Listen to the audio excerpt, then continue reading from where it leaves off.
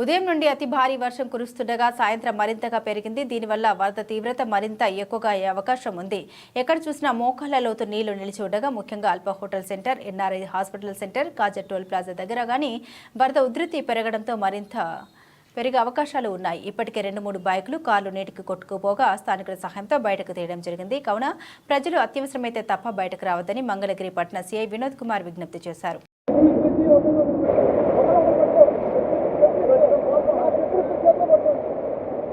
మంగళగిరి పట్టణ మరియు పరిసర ప్రాంతాల ప్రజలకు పోలీసు వారి విజ్ఞప్తి.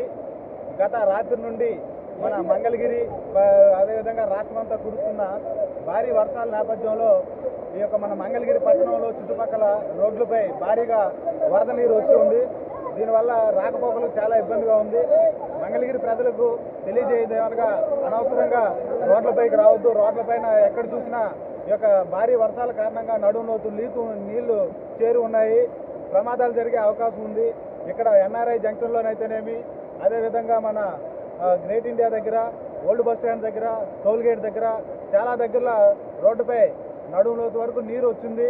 ఇక్కడ ఎవరైతే ఇప్పటి వరకు బయటకు వస్తున్నారో వాళ్ళని లోకల్ పోలీసులు, అదేవిధంగా ఈ మంగళగిరి ప్రాంత యువకులు ఖిద్మత్ టీం సభ్యుల సహాయంతో వాళ్ళని రోడ్డు దాటించడం గట్రా జరుగుతుంది.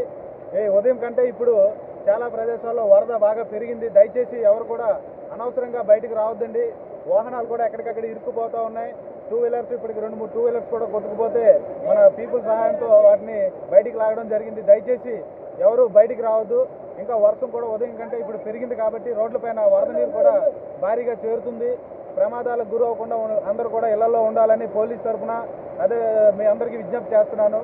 ఇంత భారీ వర్షంలో కూడా ఈ లోకల్లో ఏదైతే మన మంగళగిరి యువకులు, అదేవిధంగా ఖిద్మత్ టీం సభ్యులు కూడా మాకు సహకరిస్తున్నారు. వాళ్ళందరూ కూడా మా యొక్క పోలీసు వారి తరఫు నుంచి ధన్యవాదాలు తెలియజేసుకుంటున్నాను.